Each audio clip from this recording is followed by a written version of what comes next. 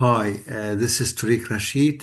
Today, this presentation is about support vector machine. This is part one. I'll start with explaining support vector machine or support vector machines in general. Support vector machine is a supervised machine learning algorithm used for either classification or regression problems.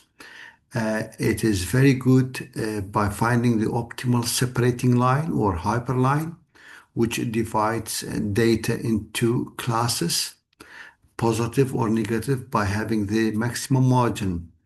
The boundary is determined by the closest data points.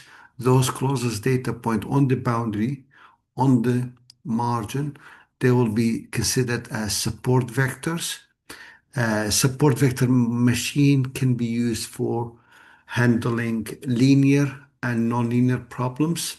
For nonlinear problems, support vector machine can use a kernel trick, which maps data into higher dimension and then later on separating the data by a hyperplane. So, support vector machine is powerful because it maximizes the margin and it leads to a better generalization uh, task. Works well with small or medium data sets, and also it is very effective in high dimensional spaces. Now, it can be, as we said, can be used for linear problems or nonlinear problems, which kernel can be used to solve that. Types of kernel we can use radial basis function or polynomial, sigmoid or Gaussian or any other nonlinear kernel functions. Now, who invented support vector machine? It was by Vladimir Vapnik and Alexei Chervenkis, based on the statistical theory and VC, which is for Vapnik, and C for Chervenkis in 1960s, 1970s. The modern practical support vector formulation was later advanced in 1990 at Bell Lab by Bowser, Goin, and Vapnik himself. Now, imagine that we have positive samples in the data set and negative samples of the data set. Now, all we need to do is to have a vector W, which we don't know about it much, can go perpendicular on the margin, and we have this perpendicular margin. If we have any data unknown or testing data, the dot product of this data will uh, will give us a result. The dot product of W with unknown data, which is a vector, if the result is greater than zero, that would be on the positive side. If the dot product W multiplied by a vector, if less than zero, the data will be located here in the negative class. So that's the idea of support vector machine. So by having the vector W perpendicular to the unknown vector, that's unknown vector test, multiplied by B greater than zero, that is for positive samples. Now, the problem is that we don't know which B, what constant B, and we don't know what W, which W, because we might have so many W's, okay, in the problem. So we don't know the W, we don't know which W, we don't know the length of the W.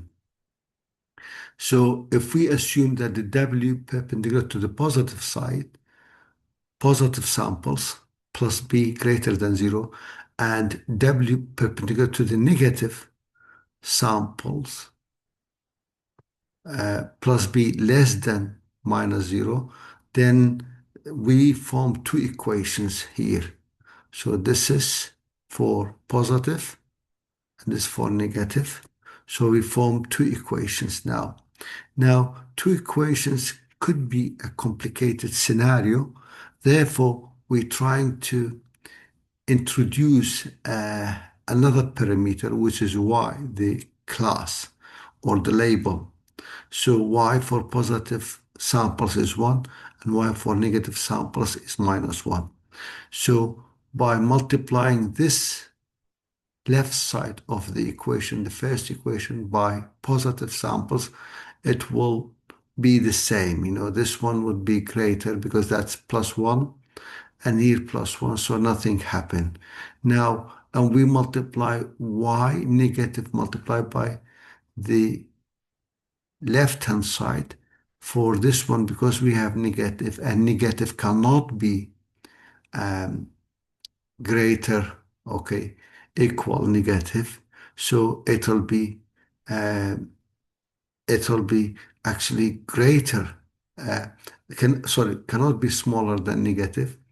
It actually can be greater and equal than 1. So that's for positive sample. So by that trick for mathematical convenience, we multiplied by y and y, positive samples and negative samples.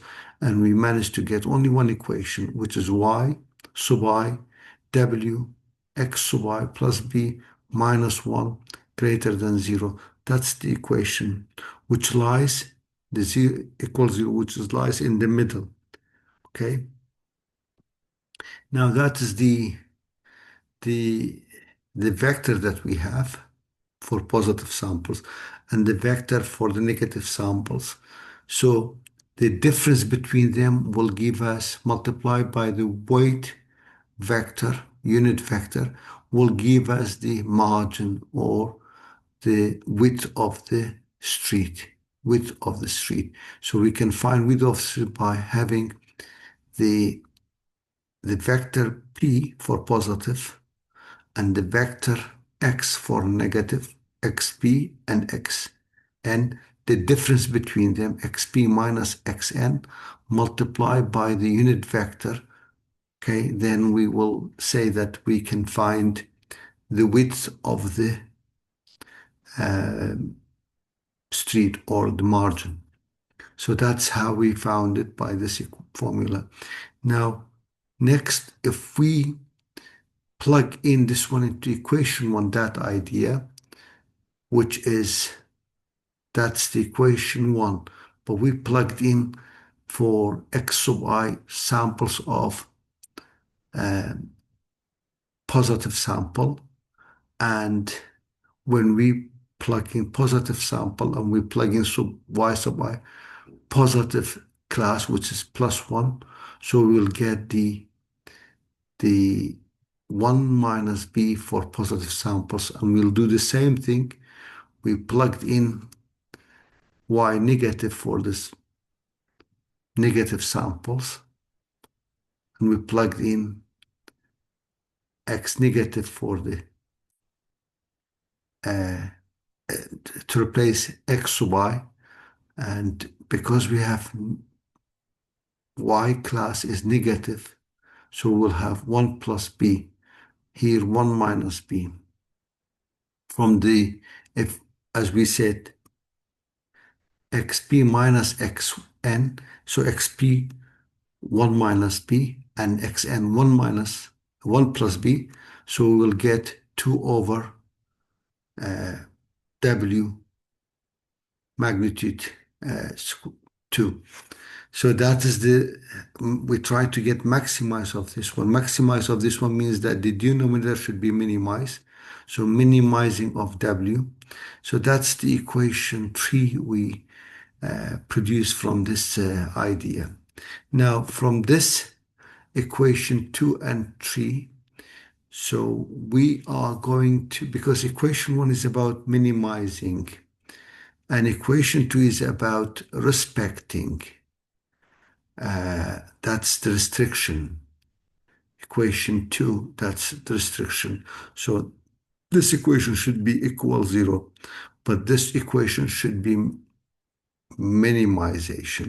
So 3 and 2, we need to get an idea of Lagrange multiplier so that we do not care about the restrictions and we do not care about the expression. So we introduce Lagrange with the minimized equation 3 and equation 2. That is, equation 4 is formed. Equation 2 and 3. So now we are introducing the derivative, partial derivative in relation to W. So it will be this one, W only. This part will be W. W, I mean, in relation to W, it will be Xi sub I, Y sub I, alpha I, sub I, this one 0 and this one 0. Now, same thing, we could do the partial derivative for in relation to B.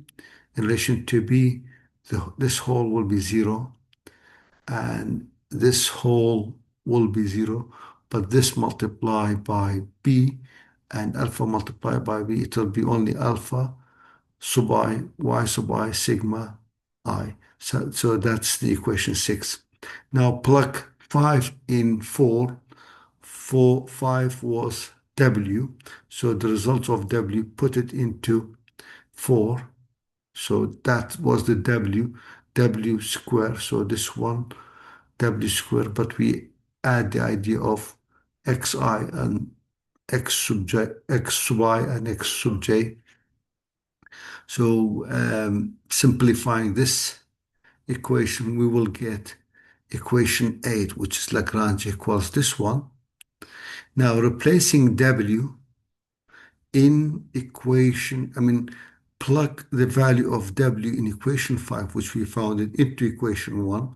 So equation 1, remember we had alpha I, alpha sub I, Y sub I, X sub I, multiplied by unknown vector plus B greater equals 0. So this was W.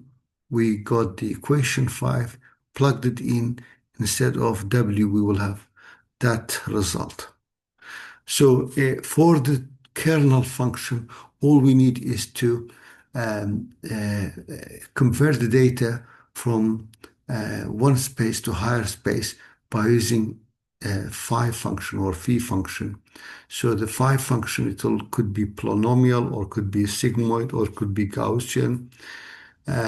So this one will move the data or convert the data from higher space to from the low space to higher space. This is all about the theoretical part, brief about a brief about theoretical part of support vector machine.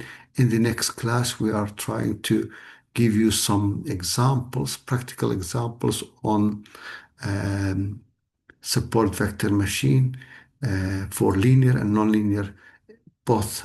We will take some practical examples or numerical examples. Thank you very much and stay tuned. Thank you.